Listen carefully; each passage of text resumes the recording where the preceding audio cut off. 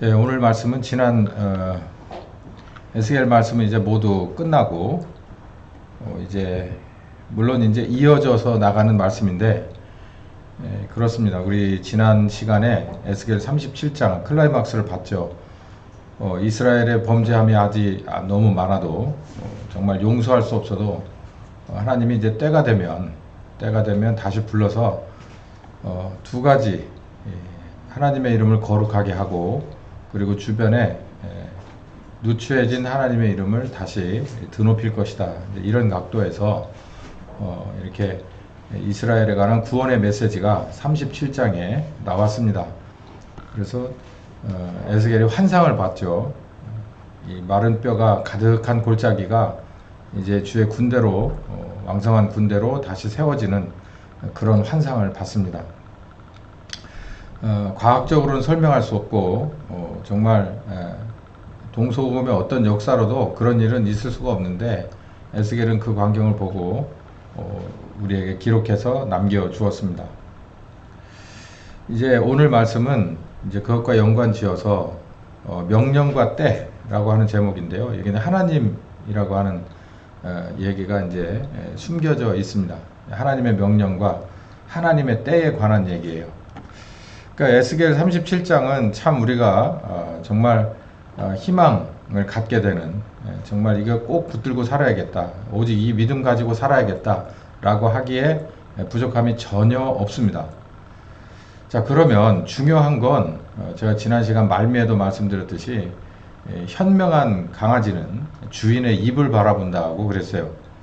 주인의 손에 왔다 갔다 하지 않고 여기저기서 냄새나는 것에 한눈 팔고 흔들리지 않고 주인의 입을 쳐다본다고 했습니다. 그것처럼 우리도 하나님의 입을 쳐다봐야 된다. 믿음을 가지고 입을 쳐다봐야 된다. 뚫어지게 봐야 된다. 그랬습니다. 왜 그랬냐면 미리 말씀드렸듯이 좌우로 치우칠 수 있기 때문에 그래요. 이게 참 재밌습니다. 이게 참 재미있고 아이러니한 건데 이게 믿음 가진 사람들이 오히려 좌충우돌할 가능성이 많아요. 그래서 오늘 이 말씀이 준비가 됐습니다. 그래서 에스겔은 에스겔 37장에 나온 그 환상을 보고 우리에게 교훈을 주고 있는데 우리는 이 교훈을 어떻게 받을 거냐라고 하는 것을 우리가 고민해 봐야 합니다. 그래서 하나님의 명령과 때에 관한 얘기예요. 좀 더 본문에 들어가면 메시지가 명확합니다. 그러니까 예수님의 명령, 예수님의 입에서의 명령, 그리고 그분의 때, 요걸 좀 보겠습니다. 여호와 하나님의 명령, 오더. 오늘 제가 여러분께 오늘 저녁, 수요일 저녁에 여러분께 드릴 말씀은 아주 간단한 메시지입니다. 하나님의 입에서 오더가 떨어져야, 명령이 떨어져야 되는 거예요. 그러니까 그 전까지는 약속이 있어도요, 실현되지 않은 겁니다. 그러니까 믿음이 실현되지 않은 뭐랄까요, 미래형을 우리에게 있어서 이렇게 붙들어주는 닷과 같다면은 실현시키는 것은 하나님의 입에서 나오는 명령이에요. 자, 지금부터 시작하는 그 명령이 나와야 된다는 거예요. 그러니까 우리가 지난 시간에도 누차 강하게 강조했듯이 사람이 할 수 있는 문제가 아니다. 사람은 항상 문제를 만든다고 그랬죠. 하나님이 해결하겠다고 하는데 앞에서 설레발을 치면 안 된다는 얘기예요. 하나님이 계획을 했으면 하나님이 진행하게끔 내비둬야 된다는 거예요. 어떻게 보면 겁이 날 수도 있습니다. 아이고, 이렇게 가다가 정말 끝장나는 거 아니냐, 이렇게 생각될 수도 있죠. 야, 이거 내가 조금만 도우면, 내가 조금만 전지 작업을 해놓으면 일이 훨씬 수월하지 않을까? 이렇게 생각할 수도 있어요. 그런데 그렇게 하면 안 된다는 거예요. 제가 자주 쓰는 비유 중에서 꽃을 보고 싶다 그래서요, 꽃몽오리 진 그 몽우리를 내가 뭐 예리한 걸로 한두 잎을 펴놓는다고 하면 그게 그 다음날 활짝 필 거라고 생각하는데 그렇지 않아요. 죽습니다.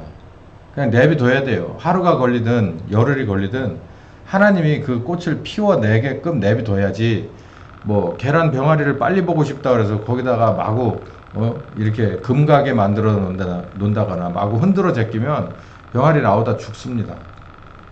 하나님의 그 신비는, 하나님의 계획은 하나님이 펼쳐가는 순서와 방법과 절차가 있다는 얘기예요. 거기에 사람이 섣불리 개입하면 안 된다.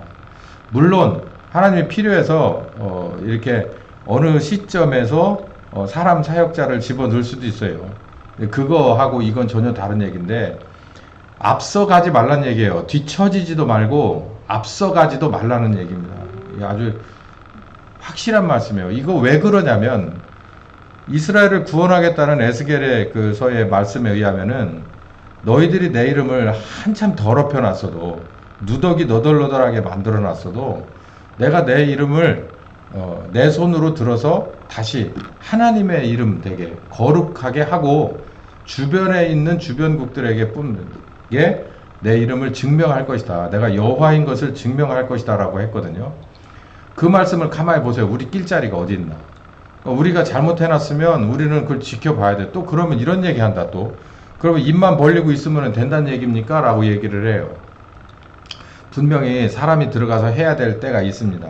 또 하나님은 우리의 몫을 남겨뒀어요. 그러니까 베드로를 비롯한 120명의 성도들을 일꾼으로 부르셨죠. 문제는 앞서가다가는 오히려 하나님의 일을 망칠 수가 있다라는 얘기를 좀 하고 싶은 거예요.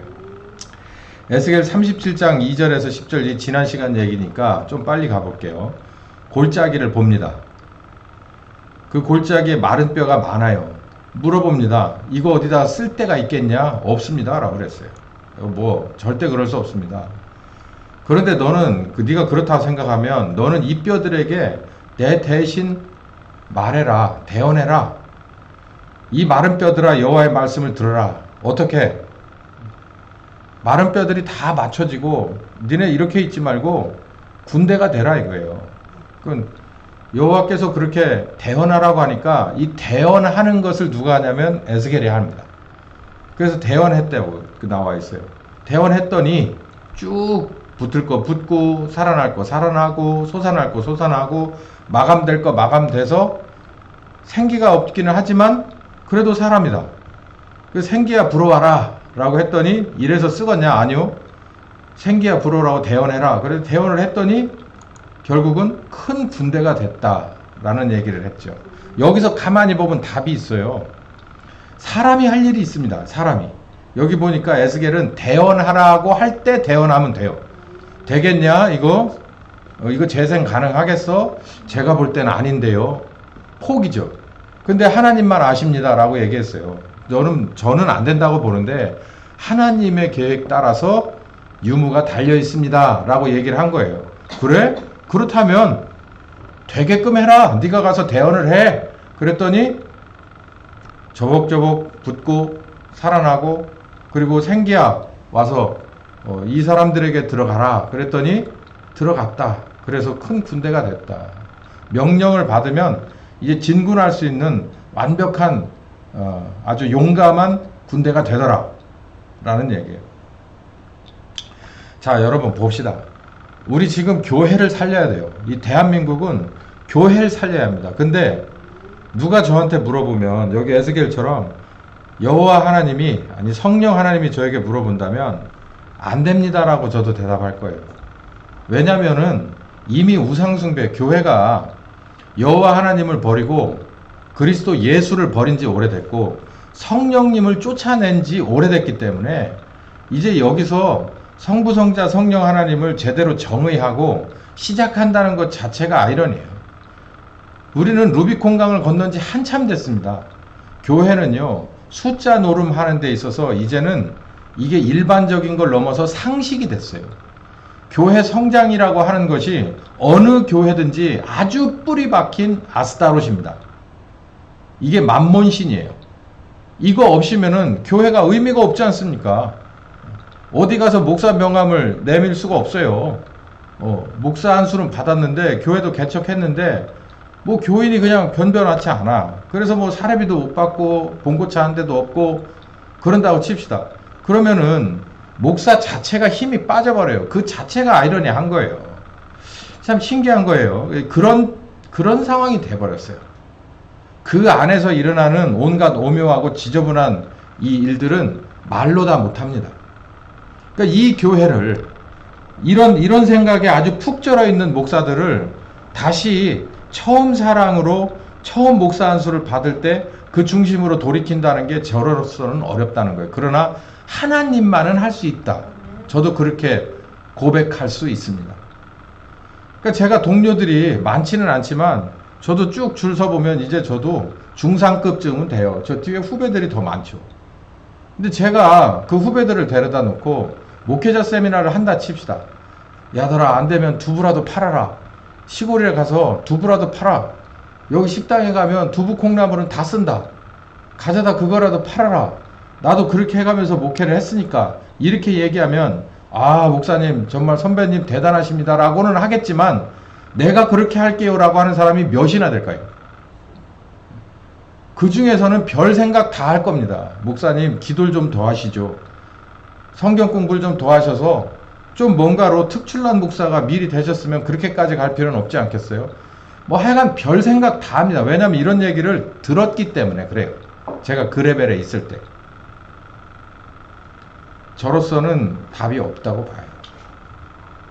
그런 목사 밑에서 배운 교인들이 뭐 어떻게 했습니까? 그 목사 그 교인인데 쉽지 않은 일이에요. 하나님만 하실 수 있어요. 이 대한민국을 살리는 길은 교회를 살리는 길인데 교회를 살리는 것도 제가 이즈음 나이가 돼서 이 정도 경력에서 주변을 돌아보니 제가 뭔가를 어떻게 해서 책을 한 권 냈다 해서 뭐 제가 무슨 세미나를 막 돌아다닌다 해서 될 문제는 아니다. 절대 될 수 없는 일이다. 그러면은 이대로 끝나느냐? 그렇지는 않다. 여기 에스겔을 보니까 하나님이 살린다는 거예요. 하나님이 살리시겠다면 그건 가능합니다. 그러나 제가 볼 때는 이거는 100% 안 됩니다. 가망이 없습니다. 이 대한민국도 하나님이 명령하시면 다시 마른 뼈들이 이제 맞춰지고 붙어지고 그리고 돋아나고 그리고 마감되고 그리고 언젠가 성령께서 제2의 부흥운동을 펼쳐내신다면은 이 대한민국은 희망이 있다고 저는 생각합니다. 바로 그걸 바라보는 거예요. 그걸 바라보는 우리들은, 이 말씀을 듣는 우리들은 경거망동하면 안 된다. 하나님 앞서가면 안 된다. 이 에스겔을 봐라.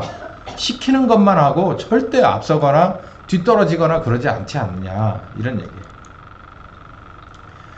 왜 그러냐면 우리가 왜 성령님의 입만, 하나님의 입만 바라봐야 되느냐면은 첫 번째, 모든 일의 시작과 끝이 하나님의 입에 달려 있습니다.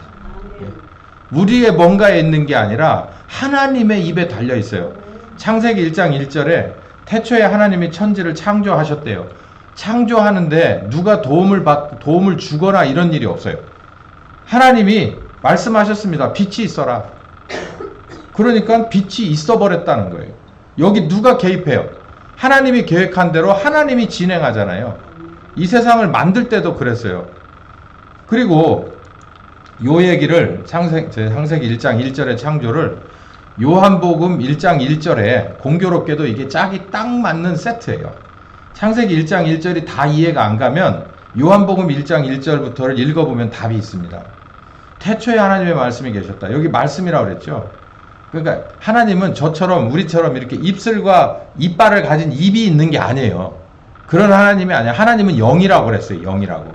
근데 여기 이제 우리가 3차원에 사는 우리가 이런 사람의 몸을 입고 있는 우리가 사람에게 설명을 하려니까 입이라고 말하고 말씀이라고 말할 뿐이지 하나님은 이렇게 생긴 입에서 이런 언어를 내보내지 않아요. 여기 보면 태초에 하나님이 말씀에 계셨다는데 이 말씀이 헬라어로는 로고스입니다. 로고스. 한 번쯤은 들려보셨죠? 로고스가 계셨다. 이 로고스가 하나님과 함께 계셨으니 이 말씀은, 이 로고스는 곧 하나님이다 라고 얘기했어요. 자, 여기서 로고스가 뭔지를 설명하려면 아주 복잡하고 힘들고 결국에 가선 아리송하고 결론 납니다. 자, 그만두고 여기 보면 3절이에요. 한번 3절부터 4절까지 읽어봅시다. 시작. 만물이 그로 수도. 여기서 그가 뭐죠? 로고스, 말씀을 말하는 거잖아요. 만물이 말씀으로 말미암아 지은 바 되었다. 로고스로 말미암아 지은 바 되었다. 지은 것이 하나도 그가 없이는, 로고스가 없이는 된 것이 없는데 로고스 안에는 뭐가 들었다? 생명이 들었다. 이게 답입니다. 로고스는 생명이에요. 생명. 그럼 또 생명이라고 그러면 또 그럽니다. 이게 생명이냐고 그래요. 이거는 성경에서 생명이라고 말하지 않고 호흡이라고 말해요. 호흡. 물론 호흡 안에 생명이 들어있죠. 호흡이 있으면 우리는 살아있는 사람이라 생각해요. 뭐 그 말도 틀린 말은 아니에요. 의학적으로는 아마 그것도 맞을지도 모르겠습니다. 그러나 제가 볼 때 생명은 그게 아니에요. 로고스는 호흡이 아닙니다. 호흡이 아니에요. 이거는 하나님의 무궁한 생명력을 말하는 거예요. 생명력. 사람이 너 왜 그렇게, 좀 미안한데 너 저기서 걸어오는 거 보니까 송장이 걸어오는 것 같아. 이걸 뭘 말할까요? 생명력이 없다는 얘기죠. 나무도 보세요. 나무도 가만히 이렇게 껍질 벗고 보면, 이렇게 잎사귀 보면 살아있는 데 있죠. 아무런 기능을 못해. 그런 나무 있습니다. 이제 수령이 거의 끝나면요, 이게 그냥 물은 올리고 이렇게 이파리는 피는데 열매도 없고 생동감도 없고 전혀 그 나무의 정체성이 없어요. 바로 이게 로고스입니다. 이게 이 에베소서 1장 20절 21절에도 이 말씀이 짝인데요. 교회는 바로 그런 데라는 거예요. 겉모양은 있는데 생명력이 떨어져 있었어. 이건 송장 같은 사람, 송장 같은 가정, 사회, 그리고 나라를 생명력 있는, 누가 봐도 정말 야 멋지다, 아름답다, 생동감 넘친다, 정말 본받고 싶다, 이런 걸로 만든다는 거예요.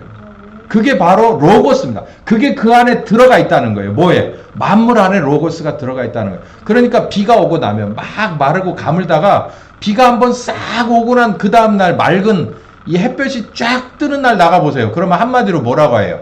신선한 공기, 생동감 있는 모든 것이라고 설명할 수 있잖아요. 그게 바로 로고스입니다. 그게 로고스예요. 그게 생명력이에요. 이거 어디서 가지고 나올 수 있습니까? 저는 아직도 못 이룬 꿈이 하나 있어요. 자연인의 꿈인데 모르겠어요. 네? 언제 어떻게 될지. 그 자연인들이 되게 이렇게 좋아 보이는 건 그거예요. 그 사람들 중에서 아파서 들어간 사람들 많아요. 그러면 막 이렇게 피톤치드 많이 나오는 그 자작나무 숲이라든가 이런 뭐 600곳 이상으로 올라가서 거기서 내 몸이 굉장히 회복이 많이 됐노라고 뭐 이렇게 얘기하는 분들이 있습니다. 저도 아픈 사람하고 살다 보니까 별 생각을 다 했는데 그 사람들의 말이 일리가 있어요. 그 정도 높이 올라가서 산소 포화도가 높고, 그리고 산소 포화도가 높은 그곳에서 일교차가 높은 이 혹독한 날씨를 살아내려고 하는 그 생명력, 그건 로고스의 아주 1%도 안 되는 거예요.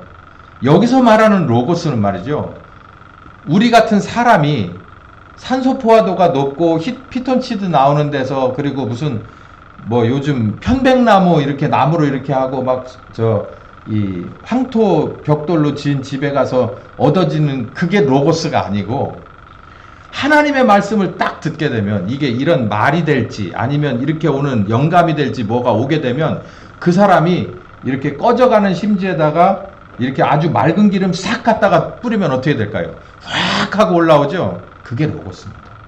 생기가 넘치는 거예요. 말씀은 그거예요. 말씀 듣고 나니까 이 사람이 비리비리 하고 나왔다가 확 살아나서 가는 거예요. 이게 로고스입니다. 그렇게 사람을, 시들시들한 사람을 살리는 그것, 어디서만 나올 수 있겠어요? 하나님의 입에서만 나올 수 있는 거예요. 그건 전매 특허라니까요. 그 무궁한 생명력이 십자가에 죽으신 3일 된 예수를 살리셨다는 거예요. 그게 그 로고스가, 하나님의 무궁한 생명력이 무덤을 열고 예수님을 그리스도 되게 하셨다는 거예요. 부활하게 했다는 거예요. 여러분, 죽은 사람을 살리는 거 하나님만 하실 수 있는 일이죠. 무궁한 생명력을 가지신, 이제 성령께서 하늘과 땅의 권세 다 가졌어요. 무궁한 생명력뿐만 아니라 물권, 인권, 하여간 여러분이 아는 모든 권능을 다 가졌는데 이 나라 못 살리겠습니까? 네. 당신이 기획하시는데 안 될 게 있겠어요? 네. 우리는 바로 그분을 믿어야 되고, 그분을 믿는 사람이면 경거망동하면 안 돼. 너무 앞서서 나가도 안 돼. 하나님이 좋아하지 않습니다. 그렇다고 너무 뒤쳐져서 그냥 입만 벌리고 따라가는 거, 이것도 하나님은 바라지 않아요. 자, 왜 그래야 되느냐? 모든 일의 시작과 끝은 하나님의 입에서 시작된다는 거예요. 자, 시작하자. 그리고 이제 끝내자. 이게 다 하나님의 달려있는 일이에요. 두 번째는 가나 혼인잔치 포도주 기적을 한번 기억해 볼 필요가 있습니다. 가나 혼인잔치, 가나에 있는 어느 곳에 이제 결혼 파티가 이뤘는데, 그곳에서 포도주 이렇게 곁들여 가면서 이렇게 혼인잔치, 피로연이 있었던 것 같습니다. 포도주가 모자랐어요. 난감한 상황입니다. 피로연에 포도주가 모자란다니. 이거 정말 심각한 일이죠. 더군다나 이 지역에서 포도주라고 하는 건 피로연에서 꼭 필요한 아주 중요한 메뉴인데 이게 모자라요. 이거 어떻게 하면 좋나. 많이 준비했겠죠. 그런데도 불구하고 어떤 이유에서든지 모자란 상황이 발생했어요. 큰 문제입니다. 작은 문제는 아니죠. 여기 어머니가 하인들에게 이렇게 말합니다. 너희는 무슨 말씀을 하시든지 그대로 해라. 예수님이. 이건 왜 그러냐면 전에 예수님이 이런 일을 하는 걸 봤기 때문에 그래요. 이거하고 똑같은 일이든지 비슷한 일이든지 있었는데 그 문제를 예수님이 해결한 적이 있었던 게 분명해요. 여기에는 그렇게 나오진 않지만. 근데 매없이 이렇게 제가 우리 큰애 보고 야, 포도주가 모질란데 제가 미쳤습니까? 그게 말이 안 되잖아요.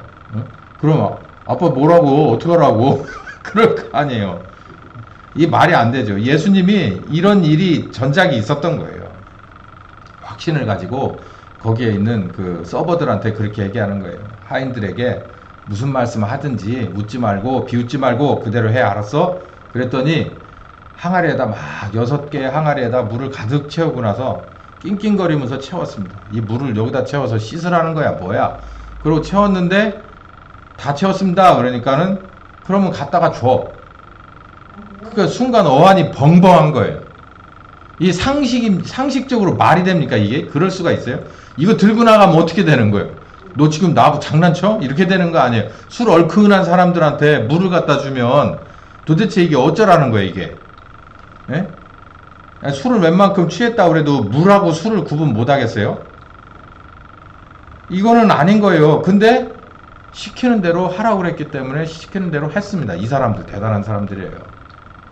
그랬더니 이제 또 난리가 났습니다. 이렇게 좋은 술이 어디서 나왔어 도대체?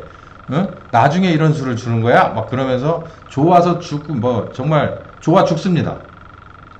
그랬는데 누구도 몰랐냐면 그 파티에서 호스트 대장도 몰랐어요. 아버지 혼주도 몰랐어. 혼주도. 그런데 누구는 아냐면은 물떠온 하인들은 알아요. 그 비밀을. 여러분 여기서 우리는 뭘 봐야 되냐면 일은 완벽하게 해결됐습니다. 전혀 상식적이지 않은 방법으로. 근데 누가 이거를 이 내막을 다 알게 됐냐면 순종한 시키는 대로 한 이 사람들은 알았어요. 우리는 누가 돼야 되겠습니까? 이거 먹고 마시면서 야 이거 좋다 막 이거 어디서 사왔어? 나도 이거 한 병 이거 나 한 병 주면 안 돼? 답례품으로 이거 한 병 주지? 뭐 이렇게 해서 먹고 취하고 즐거워하는 사람 틈이겠습니까? 아니면 어떤 사람? 우리는 서버죠. 예수님의 명령 따라서 그 문제를 해결하는 일꾼이죠. 그 일꾼의 이 본분은 뭐냐면 시키는 대로 하라는 거예요. 시키는 대로. 이해가 안 가더라도 하라는 거예요. 아니 내가 볼 땐 이게 아니고 이렇게 해야 될 게 맞는데 왜 이렇게 하라고 할까라고 하는 거 없어. 그냥 그대로 시키는 대로 하라는 거예요. 이 문제를 해결할 수 있는 건 누구밖에 없다고 그랬어요? 여기 보면 예수님. 지금 이 상황은 성령님밖에 없어요. 교회를 깨울 수 있는 건 성령님밖에 없어요. 교회를 깨울 수 있는 건 성령님밖에 없어. 상식적인 방법으로 접근하지 말라고요. 예수님은 상식적인, 이게 지금 상식적이지 않잖아요. 상식적으로 교회를 깨울 수 있냐는 거예요. 없어요. 누구만 깨울 수 있냐면 바로 성령님만 깨울 수 있다는 거예요. 우린 그 점을 명심해야 됩니다. 그러면 시키는 대로 해야 돼요. 시키는 대로. 앞에 나가지도 말고 뒤에 서지도 말고 시키는 것만 딱 하는 거예요. 요약을 해봐요. 모든 일의 해결의 시작은 하나님의 입에서 나온다. 하나님의 말씀과 명령으로 나온다. 하나님은 주연이고 우리는 조연이다. 이 점을 명심해야 된다는 거예요. 여기서 관종기 있으면 큰일 납니다. 큰일 나는 거예요. 주인공은 하나님이에요. 하나님이고 우리는 조연이라는 걸. 이거 잘못하면 일 틀어져요. 이 점 명심해야 되고, 요거가 주어입니다. 이게 항상 이렇게 별표 2개 한 게 제가 꼭 하고 싶은 요점의 핵심이거든요. 기다릴 줄 알아야 돼요. 하나님 입 쳐다보고 기다릴 줄 알아야 돼요. 물론 가만히 입만 열고 있는 건 아니지만 기다릴 줄 알아야 돼요. 답답할 수 있습니다. 오늘 하루도 뉴스 보세요. 정말 말도 아니잖아요. 왜치? 절대 안 된다고 제가 얘기했죠. 한 발자국도 움직일 수 없어요. 쟤는. 여기 들어오면은 이제 교회 때려잡는 거는 할 수 있어요. 교회는 뭐 언제나 샌드백이었으니까.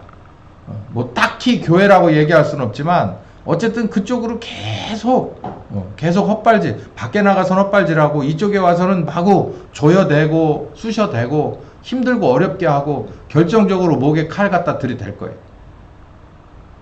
그 뉴스들을 하나씩 따라잡아 보세요. 정말 마음이 정말 우울합니다. 우울해. 이게 도대체 어쩌다 보니 여기까지 왔나 싶은 마음에 하여간 속에 이렇게 다 가라앉았던 그 앙금들이 다 올라와. 다 꾸정물통 한번 가라앉았을 때 깨끗해 보이는데 그냥 확 하고 휘저으면 어떻게 돼요? 밑에 있는 게 다 올라와요. 막 지저분한 거 다. 그러니까 하루 한 날이 정말 이 세상을 따라잡을 수가 없는 그런 상황이잖아요. 그래도 기다릴 줄 알아야 돼요. 기다릴 줄 알아야 돼요. 하나님의 입 쳐다보고 기다릴 줄 알아야 돼요. 앞서다가 망친 사람들 세 사람만 소개하고 마칩니다. 첫 번째 모세인데요. 사도행전 7장 모세 얘기를 왜 출애굽기에서 안 하고 레위기에서 안 하고 민수기나 신명기에서 하지 않고 왜 사도행전에서 나올까? 사도행전 7장에 보면 이게 순교하는 날 스데반의 그 장문의 설교입니다. 장문의 설교가 아브라함 때부터 이렇게 해서 쭉 나오거든요. 거길 보면 뭘 알 수 있냐면 여러분 성령께서 스데반의 설교 가운데 100% 함께 하셨어요. 사도행전에 보면 설교학의 그 텍스트가 유명한 텍스트가 몇 개 나오거든요. 그 중에 하나가 사도행전 2장과 4장의 베드로의 설교입니다. 그 성령께서 완벽하게 100% 감동해서 낸 설교예요. 그러니까 그 설교가 설교학을 연구하는 사람들의 아주 중요한 텍스트예요. 그리고 두 번째 텍스트가 이 스데반의 텍스트입니다. 이게 사도행전 7장이거든요. 읽다 보면은 스데반이 도대체 성경을 얼마나 많이 알고 있는지를 깜짝 놀라게 될 때가 있어요. 그러니까 스데반이 성령과 함께 하셨어요. 그 본문에 보면 그 얼굴이 해처럼 밝아졌다고 그랬어요. 성령께서 함께 하신 거죠. 그 설교를 마칠 때 그 스데반의 모습이 그랬거든요. 그러니까 이 스데반이 바라본 아브라함이 곧 성령께서 바라보는 아브라함이에요. 그렇게 우리는 그 관점에서 출애굽기를 읽으면 되고 창세기를 읽으면 아브라함이 나오죠. 출애굽기, 레위기, 민수기, 신명기는 이 모세 얘기가 주로 많이 나오는데 여기 나오는 7장 22절에서부터 29절 그 밑에까지 조금 더 있는데요. 거기까지 읽어보면 성령께서 모세를 어떻게 평가하고 있는지가 확실하게 나와요. 그러니까 이런 데서 성경을 공부할 때 눈치가 빠른 사람은 그렇게 알 수 있어요. 여기를 충분히 읽어보고 이 관점을 가지고 출애굽기서부터 쭉 읽어보면요. 성령께서는 이걸 어떻게 모세를 어떻게 보고 있구나. 어떤 관점에서 보고 있구나. 눈높이가 어떻게 되는구나. 그러면 우리가 성령님의 눈높이에 따라서 모세를 볼 줄 아는 시각을 갖게 되는 겁니다. 보자고요. 모세를 어떻게 봤는가. 모세가 이제 여기 이게 40세 때 모세예요. 모세가 한번 뒤죽박죽 그러니까 잘 가다가 확 뒤집어진 걸 말하는 거예요. 모세가 애굽 사람의 학술과 모든 것을 다 배워 그 말과 행사가 능했다. 그러니까는 왕실에서 공부를 할 만큼 다 했어요. 이게 40대 때거든요. 여기 보니 나이 40이 되었을 때 나이 40이라는 건 이 당시 애굽 아니면 이스라엘을 비롯한 그 고대 근동이라고 합니다. 근동이라고 그러고 가까운 동양이라고 그러고 우리를 극동이라고 그러죠. 그래서 극동 방송이 있는 거예요. 그래서 그쪽을 이제 자기네들 위주로 봤을 때 근동이고 거기서 우리나라를 보면 극동이다 이렇게 보는 거예요. 그래서 이 사람들 이 사람들, 근동 사람들에게 40세라는 건요, 특히 남자 나이 40세라는 건 관직에서 최고봉을 달릴 때가 40세입니다. 상징적으로. 그러니까 지금 우리가 군대 가는 나이가 대략 정해져 있고, 그리고 결혼하는 나이가 요즘이야 뭐 들쑥날쑥하지만 예전에 정해져 있고, 박사학위 받는 나이가 정해져 있고 하듯이 이들도 이제 다 공부 마치고 교육받고 실습하고 관직에 나가서 최고봉을 달릴 때쯤이 40세쯤이에요. 그러니까 모세의 40세라는 건 얼마나 이렇게 각 잡힌 데잖아요. 애굽의 왕실에서 각 잡힌 채로 공부를 했기 때문에 40세라는 건 이제는 왕위를 물려받아도 크게 무리가 없을 만한 최고로, 체력적으로도 최고고, 그리고 뭐 여기 보면 학술, 말이나 그 다음에 각종 행사도 모든 것이 최고였을 때 이 말이에요. 그때에 그 형제 이스라엘 자손을 돌아볼 생각이 났다. 이게 무슨 말이냐면 자기가 히브리 민족이라는 것을 알아챕니다. 알아채요. 주변에서 알려주는 사람이 있었겠죠. 뭐 여기 그 여러 모세에 관한 그 영화를 보면 뭐 신들의 전쟁 이런 거 요즘 건 아니고 몇 년 됐지만 그런 데를 보면 모세가 자연스럽게 자기가 그 워낙에 적통이 아니고 양자로 들어온 히브리 민족이다. 그 당시에 완전히 노예로 이렇게 짓밟히고 있던 히브리 민족의 양자다라고 하는 것을 자기가 자각을 해요. 그러면서 저 이스라엘, 히브리 민족을, 이 민족을 돌아봐야겠다. 야, 너무나도 불쌍하다. 의협심, 정의감, 이런 거에 이제 불타는 그런 때예요. 나이 40이 돼서. 그래서 어떤 일이 하나 있었냐면 자기 민족을 압제하는 이런 관원을 보고서 그 애굽 관원을 갖다가 쳐 죽여버립니다. 암살. 왜 이런 일을 벌였냐? 이건 범죄죠. 아무리 왕자라고 그래도 범죄입니다. 그런데 왜 이런 일을 벌였냐? 여기 보면 여기 지금 스데반이 설교를 하는데 이렇게 봤다는 거예요. 그 스데반이 본 관점이 아니고 성령께서 보신 관점이라는 거예요. 저는 누구죠 이게? 모세죠. 모세는 자기가 압제받는 히브리 형제들을 자기의 손을 빌어서 하나님이 구원하실 거라고 스스로 생각했다는 거예요. 이게 틀린 말은 안 해요. 그 뒤에 40년 방황을 하고 80세 할아버지가 돼가지고 모세의 손을 들어서 히브리를 탈출시킨 건 맞죠. 그렇게 하시려고 작정한 하나님은 맞아요. 그런데 여기 보니까 자기가 그걸 깨달았다는 거예요. 자기의 손을 빌려서 하실 거다라고. 이거 뭐가 틀렸습니까? 이게 큰 그림으로 보면 틀린 말은 아닌데 하나님이 모세의 손을 빌렸다고는 말할 수가 없죠. 에스겔 37장에 뭐라 그랬어요? 에스겔아 뭐 해라? 대언하라 그랬죠. 내가 이렇게 한다고 이렇게 명령했다고 네가 대신 전해줘. 이 말이거든요. 그러니까 여기서 보면 모세가 40대의 모든 피크 속에 있는 이 체력적으로나 지력이나 아니면 모든 인간관계에서 최고였을 때 그때 내가 이 정도 되니까 하나님이 나라는 사람을 써서 내 민족을 구원할 거다라고 깨달았다는 거예요. 그래서 뭐까지 했다? 암살. 공무원 암살까지도 서슴지 않았다. 충분히 그려지는 얘기입니다. 아, 모세가 그래서 이건 범죄인 줄 알면서도 이렇게까지 했구나. 이렇게 하는 게 누구를 위한 길이라고? 하나님과 자기 민족을 위한 길이라고. 나는 이렇게 하라고 하나님께 뭐한 사람이라고? 선택된 사람이라고 그렇게 깨달았다는 거예요. 그래서 그런 일까지 했다는 거죠. 자, 근데 그 다음날 어떤 일이 일어납니까? 그 다음날 이렇게 구해줬던 두 사람이 둘이 다투고 있어요. 모세가 구해줬는데 뭐 암살까지 해가면서 구해준 두 사람이 얻어 터지던 둘이 지들끼리 또 싸워요. 그래서 가서 모세가 뭐라 그러냐면 싸우지 마시오 이렇게 얘기를 해요. 그러니까 이렇게 나옵니다. 그 동물을 해하는 사람이 모세를 밀뜨려 가로되 누가 너를 우리의 관원과 재판장으로 우리 위에다가 세웠냐. 그러니까 요즘으로 말하면 네가 선출직 공무원이냐 이 말이에요. 그러니까 모세가 깜짝 놀라서 어안이 벙벙했죠. 근데 더 이어갑니다. 네가 어제 애굽 관원을 죽인 것과 같이 또 나도 죽이려고 그러냐라고 말하는 거예요.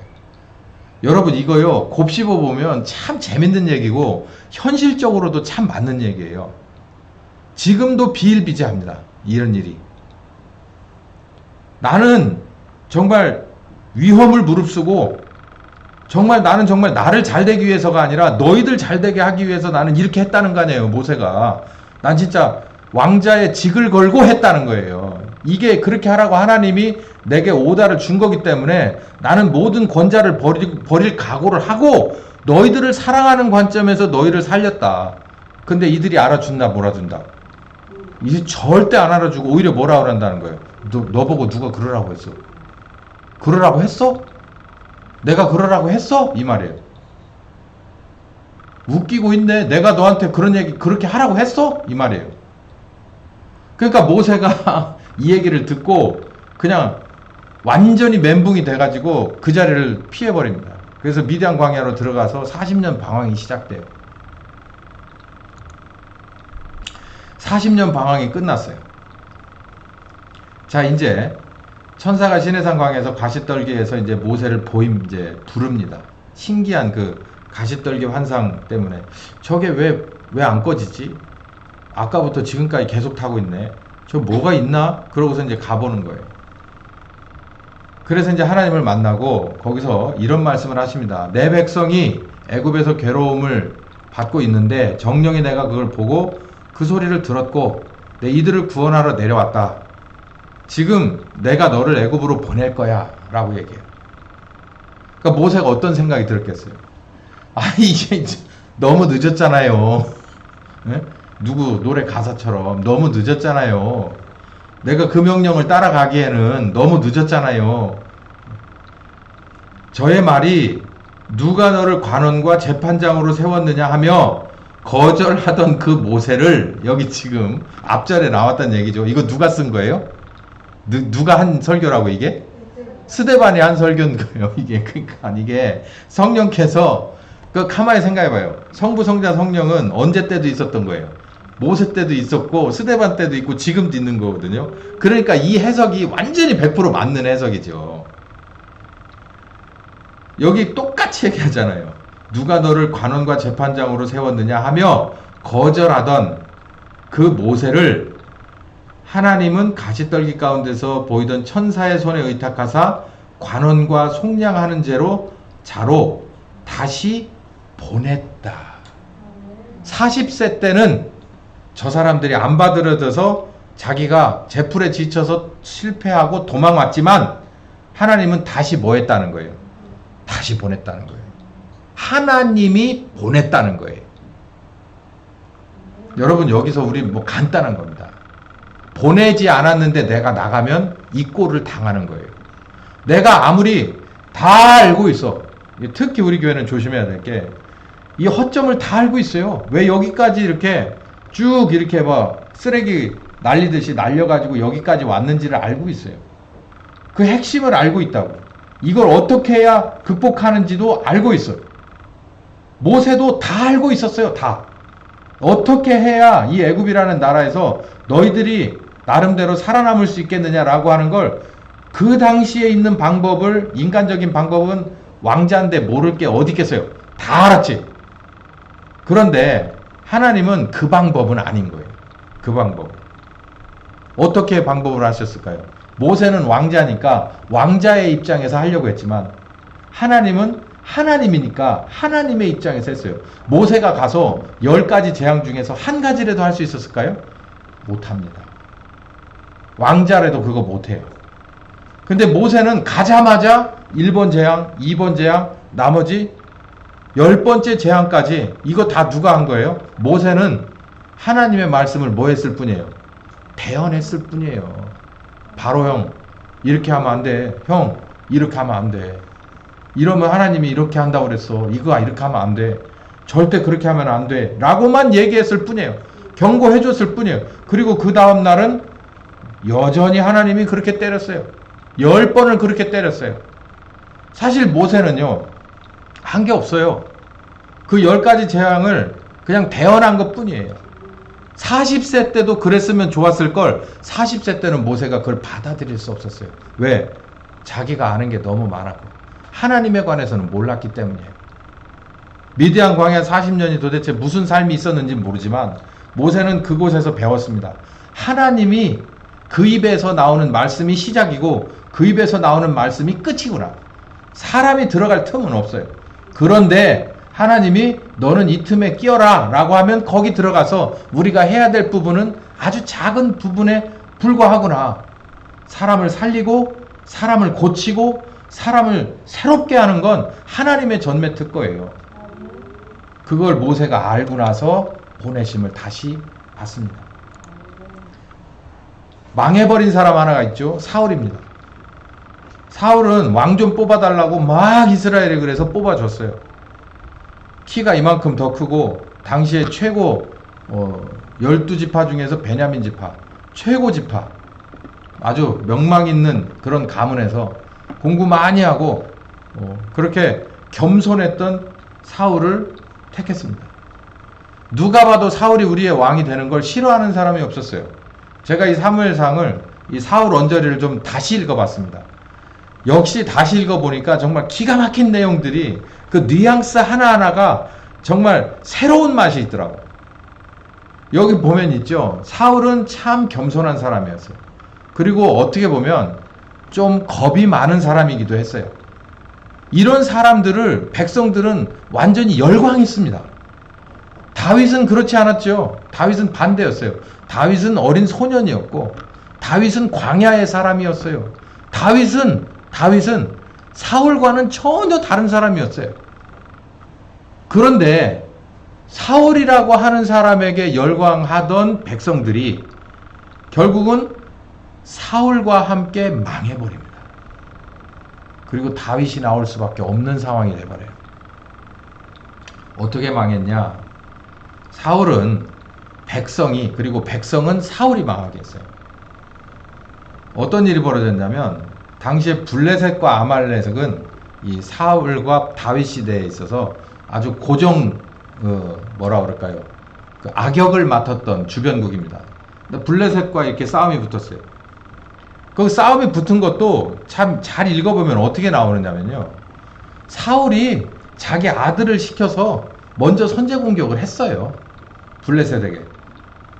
네. 하나님이 그렇게 하라고 한 것도 아닌데 지가 먼저 가가지고, 왜냐면 인기 상종가니까 지가 군대를 이끌고 간 것도 아니고 요나단을 보냈어요. 보면 참 희한한 사람이 이 사람. 그리고 나가지고서 같이 한번 교전이 벌어졌다 하니까 사울이 말하자면 계엄령을 발동을 한 거예요. 야, 블레셋이 우리를 이렇게 없이 여기면서 하나님의 군대를 쳤어. 그러니까는 사울 때문에 열광해서 왕위에 올라간 지 얼마 안 돼서 이제 따끈따끈한 여론이 갑자기 모병, 징병 그냥 합쳐서 어마어마한 군대로 사울에게 달려들었습니다. 그런데 잘못 건드렸어요. 블레셋이 그렇게 만만한 족이 아닙니다. 여기 보니 블레셋이 어마어마한 인원으로 모여드니까 이스라엘 사람들이 야, 이거 잘못 건드렸다. 위급함을 보고 이리저리 숨기 시작했어요. 이렇게 저쪽에도 진을 치고 이쪽에도 진을 쳤는데 척후병을 보내서 보니까 우리가 상대하기엔 너무나도 규모상으로 전력이 딸려. 그 소문이 일파만파 되니까 이 사람들이 그냥 마음이 흔들리기 시작했어요. 그를 쫓는, 사울을 쫓는 백성들이 떨기 시작했어요. 백성들이 사울에게서 급기야 흩어지기 시작했어요. 나 잘 모르겠어. 그러고 막 고향으로 돌아가겠어. 아니면 나 이거 어쨌든 바빠서 갈게. 그리고 자원 입대했던 사람들이 이제 슬금슬금 빠져나가기 시작. 그러니까 사울이 도대체 이 흔들리는 여론을 어떻게 해야 붙잡아 놓을 수 있을까? 여러분 지금 시대에도 잘 보셔야 돼요. 저는 이렇게 생각합니다. 이 성경을 잘 보면 있죠. 정치인들도 이 성경을 좀 공부해야 돼요. 왜 그러냐면 여기 보세요. 여론이 이렇게 흔들려요. 우리나라는 더군다나 자유민주주의, 이게 숫자 노름하는 민주주의잖아요.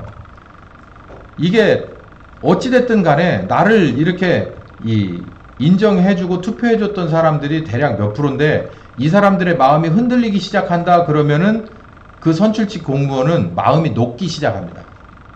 이거 다음번에 내가 이거 못하겠는데, 이제 이러면은 이제 별 생각이 다 드는 거예요. 여기 지금 그런 상황이에요. 사울도 왕이었는데도 불구하고 백성들이 흔들리니까, 이게 너무 똑똑한 왕이죠. 웬만한 왕은 그렇게 생각하지 않아요. 왕명으로 이 전장에서 퇴각하는 놈, 탈영병은 그냥 무조건 3대를 멸해버리겠다, 이런 식으로 하지 않고 슬금슬금 빠져나가니까 이거를 어떻게 해야 규합을 할까라고 하는 굉장히 나름 민주적이고 신사적인 사람입니다. 제가 가만히 읽어보니까 이 사람 보통 사람이 아니에요. 남들 같았으면 이렇게 정치 안 해. 왕이잖아요. 그 옛날에. 정말 진짜 거의 이게 언제적 얘기야. 여기 보면 철기가 시작되니까 철기 초기예요. 초기. 그 시대인데도 불구하고 백성들의 그런 민심을 살피는 사람이었었어요. 어떻게 보면 비겁하고 지금으로 보면 굉장히 고급 정치인이죠. 이 사람이 가만히 봤더니 원인이 하나야. 뭐냐면 여론이 흔들리는 건 여호와 하나님에게 제사, 전쟁에 임하기 전에 여호와 하나님의 힘을 받는 제사를 안 드렸기 때문이다라고 생각했어요. 근데 이 제사는 전통적으로 누가 드리냐면 사무엘이 드려왔어요. 사무엘이 없어. 안 와. 온다고 했는데 계속 딜레이가 되는 거예요. 그래서 이럽니다. 사울이 가로되 번제와 화목제를 가져와. 내가 번제 드릴게. 그래서 이제 뭐 아주 퍼포먼스를 멋지게 했겠죠. 전에 문재인이 그 퍼포먼스 하나는 그 누구야? 그 대통령실에 그런 것만 하는 애 하나 있었잖아요. 의전비서관. 예? 가가 이렇게 막 해서 정말 되지도 않을 거 남들이 보면 막 그런 것만 어디서 잘 배워왔어요. 여기서 그 짓을 했습니다. 기다렸다는 듯이 사무엘이 왔어요. 여기서 뭐라고 말하냐면 여호와께서 왕에게 명하신 바를 왕이 지키지 아니하였으므로 여호와께서 그 마음을 맞는 다른 사람을 구해서 백성의 지도자로 삼을 겁니다 라고 얘기해요. 왕을 버렸습니다. 이제 그 다음에는 두 번째 잘못했을 땐 버렸습니다가 나오잖아요. 여기 삼으셨습니다 라고 얘기했어요. 근데요 여러분, 여기를 읽어보면요 이렇게 해서 사무엘이 아주 큰 거 한 방을 주고 가거든요. 그러면 저 같으면 전쟁 중단하고, 그리고 하나님 앞에 가서 뭐 진짜 여기 구약의 표현으로 하면 죄를 뒤집어 쓰고, 삼배 옷을 입고 죄를 뒤집어 쓰고 옷을 찢으면서 이 문제를 먼저 해결하려고 했을 거라. 근데 집에 가서 읽어보세요. 이 뒤를 읽어보면 사무엘이 이렇게 하고서 사무엘이 있는 집으로 돌아갔는데 이 왕은, 사울은 전쟁을 계속합니다. 근데 웃기게 있죠. 그 전쟁에서 나름대로 승리를 합니다. 근데 사울이 뭔가를 잘해서가 아니고 자기 아들 요나단이 용기 있게 달려들었기 때문에 결국은 이겨요. 거기서 이제 뭐 별 얘기가 다 나오는데 결국은 이깁니다. 여기서 여세를 몰아서 사울이 아말렉하고 다시 전쟁을 벌이게 돼요. 근데 이 전쟁은 누가 명한 전쟁이냐면 하나님이 명한 전쟁이에요. 여러분 가만히 생각해 보세요. 지금 어정쩡하게 사울이 승리를 했어요. 하나님은 사울이 잘못했다고 지적을 했는데 사울이 결과적으로 이긴 전쟁이 돼버렸어요. 그러면 그 다음이 어떻게 되는 걸까요? 하나님이 이상한 하나님이 되잖아요. 제사를 누가 드렸는데도, 사무엘이 아니라 사울이 드렸는데도 이게 되네, 이렇게 되는 거예요. 그럼 백성들이 어떻게 생각했어요? 하나님은 우리도 이렇게 해서 바꿔서 하고 뭐 상황이 이러면 이렇게 해도 되네, 이렇게 되는 거잖아요. 그러니까 이 사무엘에게 그럽니다. 사울 보고 가서 아말렉을 치라 그래라. 대신 아말렉을 치면 아각 왕부터 시작해서 모든 것을 그 안에 있는 거 뭐 하여간 생물이란 생물은 다 쓸어버려라. 하나님은 아신 거예요. 굳히기 작업 들어가는 거예요. 굳히기. 하나님은 왕이 아니라 하나님의 마음에 맞는 다른 사람을 쓸 겁니다. 여기 이제 쓰려고 어정쩡한 사울에게 한 번 더 기회를 주는데 사실은 이게 기회가 아니라 구칙이에요. 여전히 그렇게 했습니다. 왕도 죽이고 적장도 죽이고 웬만한 걸 다 죽였는데 좋은 것들, 상태가 좋은 것들은 남겨요. 이거를 누가 좋아했다고요? 백성들이 좋아합니다. 퍼퓰리스트예요. 왕은 얘기했어야 돼요. 군인들이 이 소는 진짜 아깝다. 이건 뭐 하나도 점과 티가 없는 소인데 우리가 여호와 하나님한테 제사 드릴 때 점과 티가 없는 이 소를 드리면 어떨까요? 이렇게 끌고 와도 야, 하나님의 전쟁인데 하나님이 원하시는 대로 해야지. 이거 전부 다 살처분해. 이렇게 보냈어야 돼요. 하나님이 오더를 했으니까.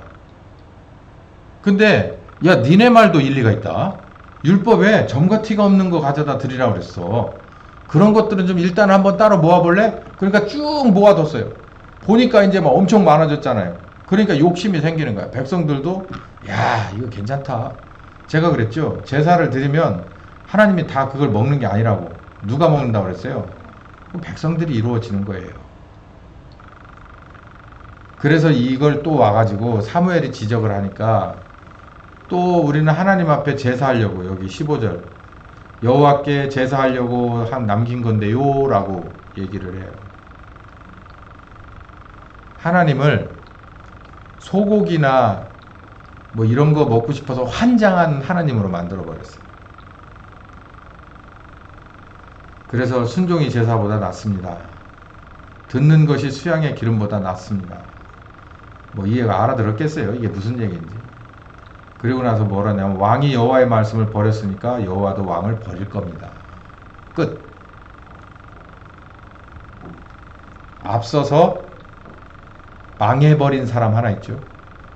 하나님을 넘겨짚어서 망한 사람 하나 있어요. 신약에도 하나 있어요. 사도행전 5장 1절부터 보면 아나니아 삽비라 부부가 있습니다. 4장 마지막 절에 바나바가 딱 한 절이 나와요. 바나바가 자기의 소유의 밭을 팔아서 사도들 앞에 둡니다. 사도들이 이제 그걸 성령 인도하시는 대로 어디다가 썼겠죠. 아나니아 삽비라가 얘기가 이제 바로 5장 1절부터 나와요. 자기의 소유를 팔아서 값의 일부를 킵합니다. 그리고서 아내도 알아요, 그걸. 그래서 나머지 걸 가져다가 사도들의 발 앞에다 둡니다. 그러고 이제 베드로가 물어봅니다. 아나니아 집사는 아니지. 아나니아 성도, 이게 파는 거 전부 다가 맞습니까? 라고 물어보니까 맞습니다. 라고 거짓말을 해요. 여러분 가만히 생각해 보세요. 교회가 돈이 필요해요. 여기 이때도 그렇지만 지금도 교회는 돈이 있어야 돼요. 근데 저는 그렇게 생각해요. 저도 돈이라고 하는 게 얼마나 위력이 있는 건지를 누구보다도 잘 아는 사람인데 여기 이 상황에서 그냥 이렇게 언뜻 보면은 베드로가 굳이 이렇게까지 할 필요가 있을까라고 하는 생각 있습니다. 없는 건 아니에요. 근데 한편으로 보세요.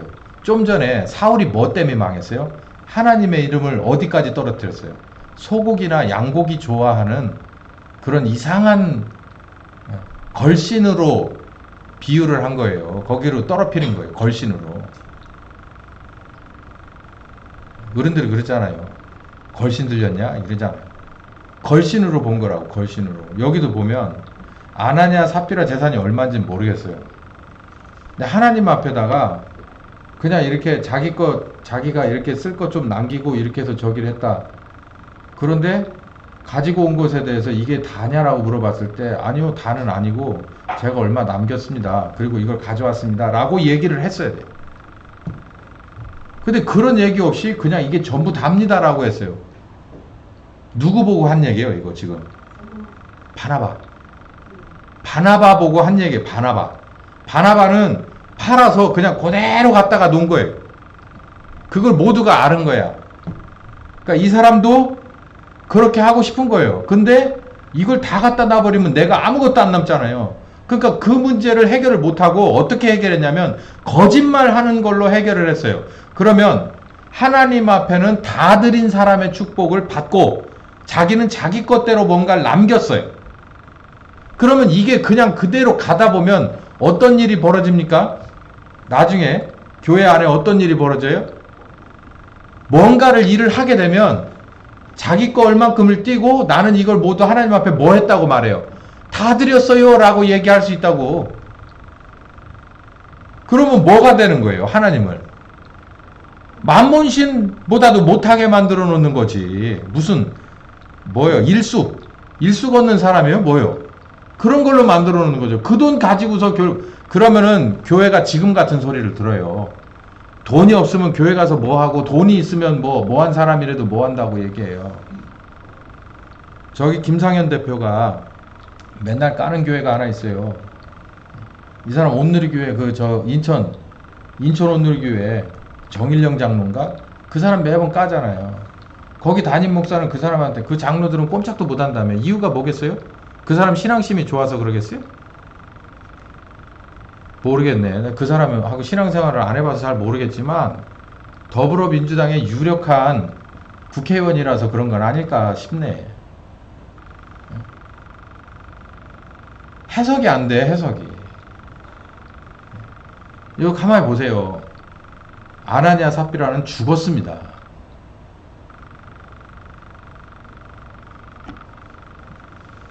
저는 지금도 성령께서 이렇게 하고 싶으실 거라고 봐요. 이렇게 해서 교회라고 하는 기강을 확실하게 잡으시고 싶으실 거라고 저는 생각해요. 근데 왜 안 하고 있을까? 이렇게라도 좀 하시지. 그건 하나님의 절대 권한이기 때문에 저는 이렇게라도 해주셨으면 하는 마음이 있지만 하나님이 지금 그래도 그냥 손에 쥐고 있는 거예요. 그렇지만 그건 알아야 돼요. 그렇게 하면 안 된다는 거. 안 됐다는 건 알아야 돼요. 이 아나니아 삽비라는 두 개를 다 가지려고 했어요. 조금 던져놓고 큰 걸 가지려고 했어. 하나님 앞에서. 그러면 하나님을 뭘로 만드는 거냐면 갬블로 만드는 거예요. 갬블, 도박. 왜 그렇게 해요? 사실대로 말했어도 돼요. 제가 사실은 이래저래 해서 꼭 필요한 이 정도는 제가 써야 했습니다 라고 말해도 됐어요. 여기 보니까 물어봤어요. 이게 다냐? 라고. 그게 많이 더 가져와라 이 얘기가 아니고, 왜 그러냐면 제가 뭘 가지고 증거를 하냐면 여기 봐요. 땅이 그대로 있을 때에는 네 땅이 아니며 판 후에도 내 임의로 할 수가 없더냐. 어찌하여 이 일을 네 마음에 두었느냐. 사람에게 거짓말한 게 아니라 하나님께 뒀다. 이게 지금 번역이 이런 식이라서 그런데 요즘 말로 바꾸면 이 얘기예요. 그냥 팔기 전에 땅도 네 거였고, 그리고 팔아서 돈으로 바꾸었을 때도 다 네 거다 이거예요. 다 네 건데 네가 네 마음대로 할 수 있는 것인데도 불구하고 어떻게 네 마음에다가 하나님 앞에 거짓말할 생각을 하느냐라고 하는 거죠. 네 거다라는 거예요. 네 거.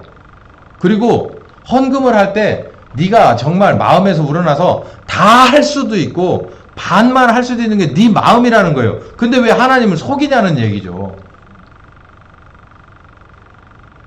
이게 속이면은 아까도 말씀드렸듯이 교회라고 하는 게요, 영적 전쟁터라서요, 성령께서 꽉 주관하는 초대교회와 같이 어마어마한 그 성령님의 영성이 교회를 꽉 둘러싸고 있음에도 불구하고 아나니아 삽비라 같은 일이 벌어지잖아요. 그러면 삽시간에 어떤 일이 벌어지는 거예요? 바나바와 같은 헌신이 바보가 되는 거예요. 바나바의 밭이 오히려 아나니아 삽비라보다도 적었을 수도 있습니다. 액수로 봤을 때 적었을 수도 있어요. 그랬을 때 누구 게 큰 거예요? 아나니아 삽비라가 큰 거예요. 이 사람은 밭을 파는데 500밖에 안 되고 이 사람은 냈는데 1억을 냈어. 그냥 비교가 되겠어요? 그런데 여기서 베드로가 뭘 구분해 내는 거예요? 아니, 베드로가 아니라 성령께서 구분해 내는 거예요. 바나바는 100% 헌신이고 너는 거짓말했다. 이 아나니아 삽비라도 뭔가를 하고 싶었겠죠. 아마 처음에 시작은 선의였을 거예요. 누굴 보고서? 바나바를 보고 나도 성령님 따라서 이 교회의 지체로서 나도 뭔가를 해야겠어 라고 생각하고 소유를 팔았어요. 그런데 결국 끄트머리 가서는 자기가 먼저 하나님보다 앞서 버린 거예요.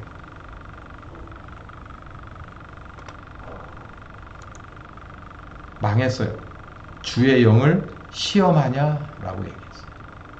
야, 내가 돈 몇 푼 가지고 네가 조금 더 냈다고 그래서 그게 뭐 나한테 무슨 대단한 거라 생각하냐? 너 진짜 네 수준으로 나를 보냐? 이 말이죠.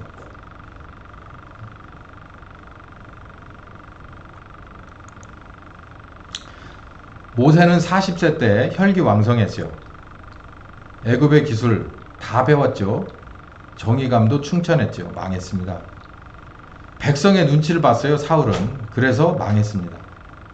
아나니아와 삽비라 결국 왜 망했냐면 바나바의 헌신에 도전하고 흉내냈기 때문에 하나님을 속이다가 망해버렸어요. 기다릴 줄 알아야 합니다. 기다릴 줄 알아야 돼요. 기도하겠습니다. 하나님의 계획은 하나님의 때에 하나님의 방법으로 우선순위 따라서 이루어집니다. 하나님이 계획하셨으니 그대로 이루어지는 것이 하나님의 뜻입니다. 우리들이 설 자리는 없지만 우리들을 세워주시려고 손을 내미셨으니 기다릴 줄 알게 하여 주시옵소서. 앞서지도 말고 뒤서지도 말고 잘 준비된 채로 하나님의 입을 주시할 줄 아는 명석한 우리가 되게 하여 주시옵소서. 예수님의 이름으로 기도했습니다. 아멘. 오늘 여기까지 하겠습니다.